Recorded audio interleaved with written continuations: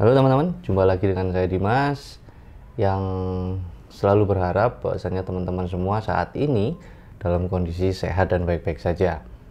Nah, ketika teman-teman melihat thumbnail atau judul mungkin mengiranya ini clickbait. Tapi saya yakinkan bahwasanya itu bukan clickbait, itu semua betul-betul terjadi kepada saya dalam beberapa waktu terakhir ini. Adapun tujuan pembuatan video ini adalah tidak lain dan tidak bukan untuk khususnya ya untuk teman-teman yang seprofesi dengan saya, baik itu teman-teman fotografer maupun teman-teman videografer. Harapannya dari sedikit cerita singkat ini bisa ada pelajaran atau hikmah yang bisa diambil. Oke, kita mulai aja. Jadi ini bermula dari tanggal 17. Saya masih ingat banget tanggal 17 November. Ketika itu saya memang sedikit flu. Lalu kemudian tanggal 20-nya hari Jumat ketika itu saya ada kerjaan ya, karena udah terlanjur berjanji dan udah terlanjur menerima pekerjaan itu ya, syukur-syukur juga ada kerjaan kan ya. Di masa saat ini kita sama-sama tahu kita ini cari kerjaan juga agak susah gitu kan. Itu ada sebuah event di salah satu event dari salah satu kementerian ya, yang punya kerjaan teman saya bantu teman aja di situ, dan kebetulan saya di situ punya tugas untuk mengambil video dari drone, jadi saya ngedrone.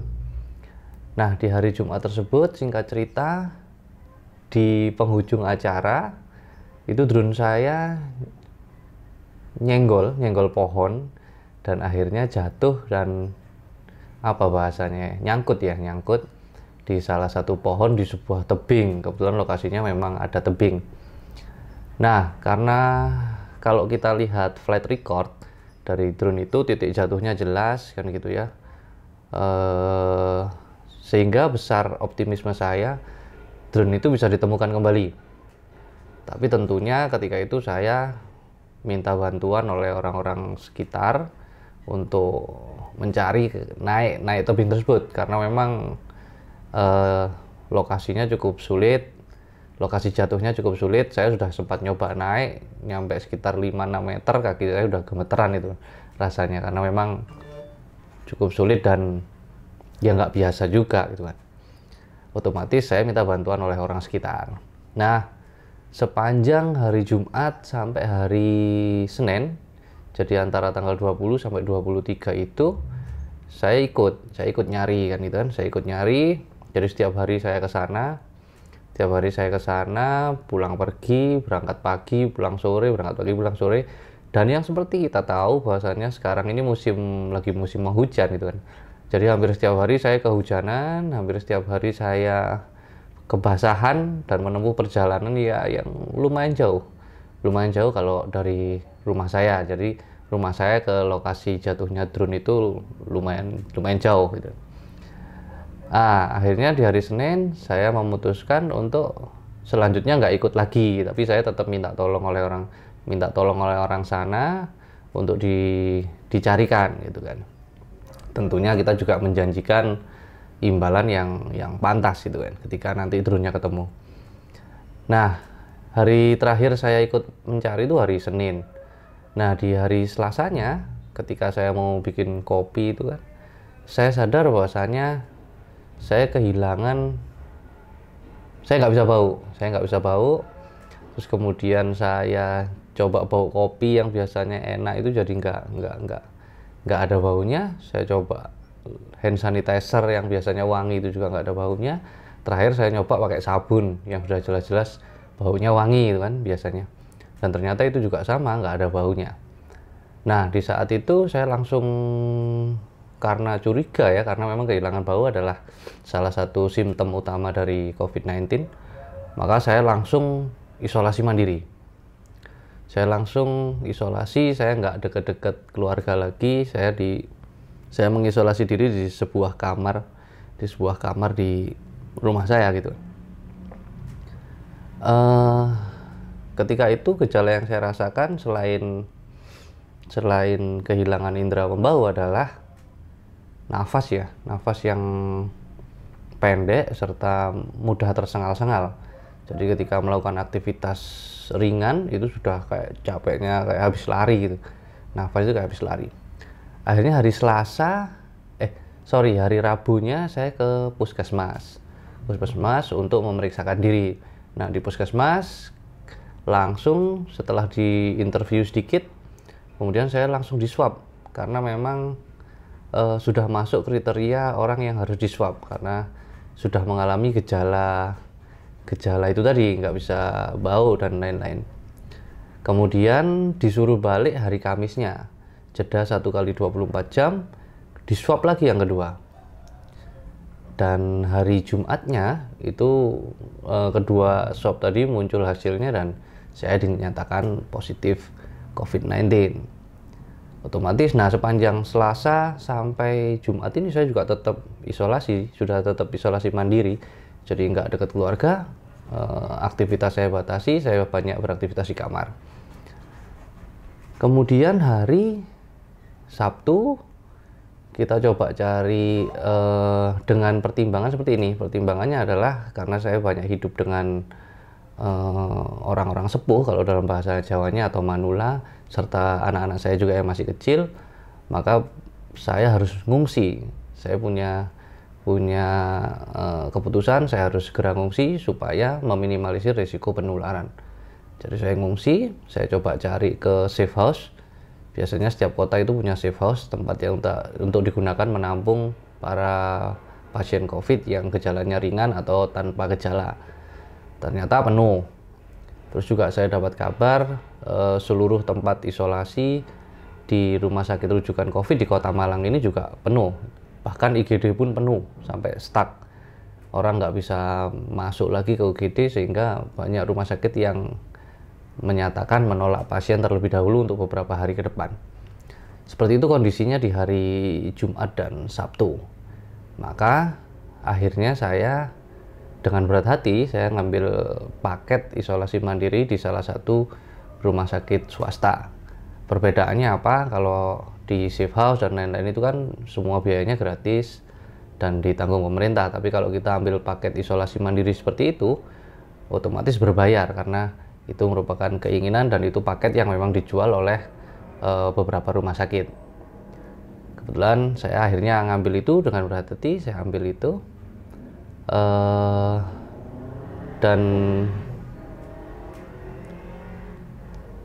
Dan saat ini itu sudah hari ke-10 saya isolasi ya. Sudah hari ke-10 saya isolasi. Ya sebetulnya segala gejalanya sudah mulai membaik, saya sudah mulai bisa membau kembali, kemudian juga nafas saya yang sebelumnya pendek dan lain-lain juga sudah mulai berangsur-angsur pulih. Saya juga sudah memastikan dengan foto torak dan hasilnya juga baik-baik saja, normal sejauh ini. Alhamdulillah. Akan tetapi selama dalam masa isolasi, saya menemukan dimensi yang berbeda dari penyakit ini, kan, penyakit COVID ini. Jika selama ini sebelum terpapar, kita selalu heboh atau kita selalu takut dengan berita-berita, kita takut atas penyakit ini dengan segala risiko-risikonya. Otomatis risiko kematian, risiko dirawat pakai ventilator dan lain-lain. Akan tetapi ketika kita mengalaminya dengan gejala yang ringan atau bahkan tanpa gejala dan akhirnya mengharuskan kita untuk isolasi, itu memang ada dimensi lain yang saya rasakan bahwasanya ada sesuatu yang juga berat di selain itu semua, selain risiko-risikonya. Ya saya tetap bersyukur bahwasanya saya terpapar tapi dengan kondisi yang masih jauh lebih baik gitu kan. Tapi saya menyadari akhirnya bahwasanya proses karantina atau isolasi itu sendiri pun merupakan sesuatu yang berat. Jadi sudah sepanjang 10 hari ini saya tidak ketemu keluarga, saya tidak ketemu teman-teman gitu kan. Saya juga tidak bisa beraktivitas normal seperti ketika tidak berada di isolasi.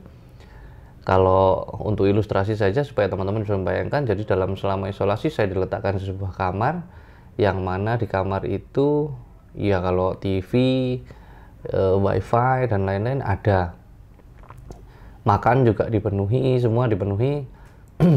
Akan tapi kita dilarang keras untuk keluar dari kamar tersebut. Jadi saya melewati pintu kamar itu maksimum hanya sejauh 1 meter, itu pun untuk ngambil makan, ngambil hasil laundry, ataupun mengeluarkan pakaian kotor ataupun sampah. Cuma seperti itu aja. Jadi selama 10 hari ini ya seperti itu aktivitasnya. Dan itu kalau mungkin 1-2 hari kita bisa membayangkan itu seperti liburan itu ya, kita di hotel liburan dan lain-lain. Akan tapi kalau sudah sepanjang itu ya itu juga lumayan bikin stres, karena ya bayangkan saja kita tidak bisa beraktivitas normal, kita tidak bisa ketemu siapa-siapa. Ya otomatis bagi saya yang orangnya sangat sosial sekali, saya punya motif afiliasi yang cukup tinggi, yaitu jadi siksaan yang berbeda.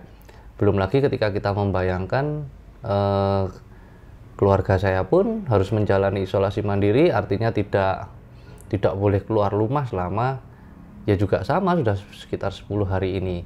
Untungnya kalau di tempat saya segala kebutuhan macam beras, macam ya lauk pauk itu dibantu oleh tetangga-tetangga lingkungan RT, ya masih mending gitu kan. Walaupun alhamdulillah sejauh ini keluarga saya juga baik-baik saja. Ya, tapi singkat cerita, kenapa saya menceritakan ini kan? Kenapa saya bikin video tentang ini, saya menceritakan ini walaupun mungkin sudah di hari ke-10, karena saya baru minta kirim kamera, baru kemarin saya bisa pegang kamera lagi gitu kan. Besar harapan saya seperti ini. Karena kan motif saya termasuk orang yang juga sebetulnya lumayan aware terhadap protokol kesehatan.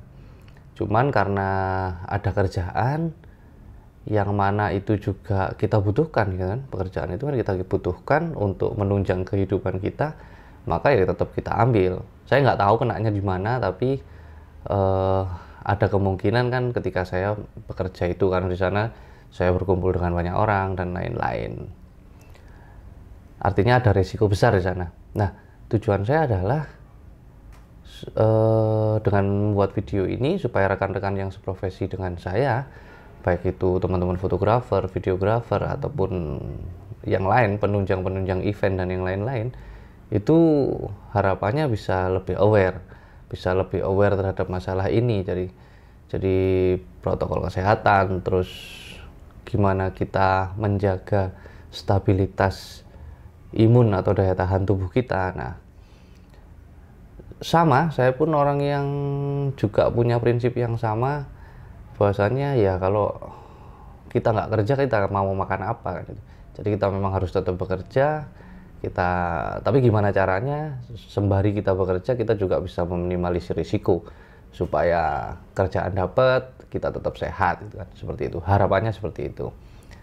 Nah, dari cerita ini, dari video ini, yaitu tadi tujuan saya adalah supaya teman-teman rekan-rekan yang seprofesi bisa lebih aware terhadap masalah ini, karena saya yakinkan walaupun teman-teman mungkin masih muda, masih kuat sehingga tidak bergejala berat, tapi ketika sudah terpapar itu saya yakinkan nggak enak sekali rasanya ketika teman-teman harus menjalani isolasi mandiri sekalipun. Jadi memang kita terbiasa berinteraksi dengan banyak orang, tiba-tiba di-cut, kita tidak boleh berinteraksi dengan siapapun selama kurun waktu. Ya kalau sekarang peraturan Kemenkes mungkin 10 hari ya, sudah tidak 14 hari. Ya setidaknya 10 hari lah. Itu juga cukup menyiksa. Jadi tujuan video ini itu bukan saya mau clickbait ataupun mau mencari simpati ataupun sedang menggurui teman-teman semua, bukan. Tapi ya itu tadi harapannya supaya dari apa yang saya alami itu bisa jadi pelajaran untuk rekan-rekan yang lain. Seperti itu saja tujuannya. Nah, ya doakan saya nantinya bisa juga 100% sehat dan terbebas dari virus ini. Dan jika nanti saya sudah terbebas, kalau sekarang lagi ngetren ya, masalah plasma darah yang katanya bisa membantu memulihkan atau menyembuhkan pasien-pasien COVID-19.